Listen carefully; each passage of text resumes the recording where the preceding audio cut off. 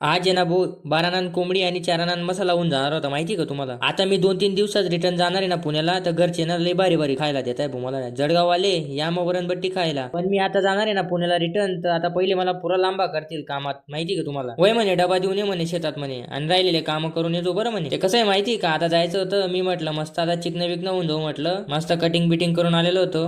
दाढी तर अजून नाही आपल्याला एवढी, तर का हो आम्ही गाडीला पुढे जाऊ द्या ना हो, काय हो. जेव्हा आपण आपल्या स्वतःच्या शेतात जातो ना, तेव्हा एकदम मोकळं वाटतं. राहिला विषय खायचा, ताजं तोडायचं आणि ताजं खायचं, हीच आहे शेतकऱ्याची पावर. आपल्याकडे पहिलं काम लागलेलं आहे आता, ते म्हणजे पहिले ना आपण चड्डी वाढून घेऊ. ते कसं आहे, हातियार घेतला आणि मग म्हणे पाणी भरायला जाय म्हणे, आणि जातोय जातोय मस्त. अरे बापू हे काय झालं, अरे बापरे, नाही हो मी अजून जाणार नाही, एवढं टेन्शन नका घ्या तुम्ही. अजून मी जात होतो पाणी भरायला, तेवढ्यात आमचा कॅमेरामॅन म्हणे, का रे हुशार म्हणे, बारे कोण उलटे वाढतं म्हणे. आमची छकुली आहे ना, म्हणजे म्हशीचं पिल्लू, लई गरम आहे. जवळ गेल्यावर असं कुद्या मारतं ना, विचारू नका तुम्ही. आता म्हशींना पाणी पाजून देऊ. तुम्हाला माहिती का एकदा काय किस्सा झाला होता, असंच मी त्यांना सोडायला गेलो आणि माझा पाय गेला बोधोऱ्यात अटकून, असा घसरला ना, मला असा घसरला ना, बेकार घसरला होता. तेव्हापासून मी सांभाळून राहतो भाऊ. ओ म्हणे माय बांडी बलती मागीशी, ओ माय. त्याच्यामुळेच मी ना एक टाइम कोरडा जरा टाकतो. पण एक गोष्ट आहे बरं का, जाता जाता जी गावात मजा आहे ना ती कुठेच नाही, आणि पुण्यात तर नाहीच आहे.